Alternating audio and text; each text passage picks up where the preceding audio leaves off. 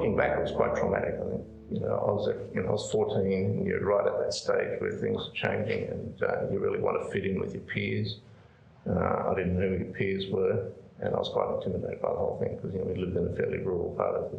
the world and things were simple in some ways, but I found it quite traumatic in that I didn't know anybody. You felt like you were on your own, and so you sort of clung to your family a lot more than people might have thought you would. I think I knew from about a year before it happened that it was happening, and I'm definitely a pre-griever, so I spent a lot of time thinking about, what it would be like, and of course I had no idea, I couldn't even begin to fathom, but I think it was helpful that I didn't live in denial about the fact that I was no longer going to be in PNG, and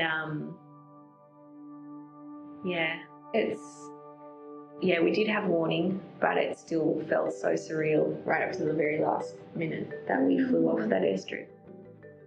And one of the things I found is that kids can be pretty mean, and they're really good bullies because they had a funny accent. You'd grown up in another context, so your accent developed the way it did. And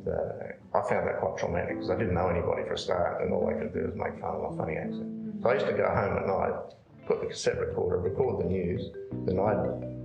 record my voice doing the news and I'd practice it until I sounded the same as the news announcer, to lose my funny accent and get an Australian accent.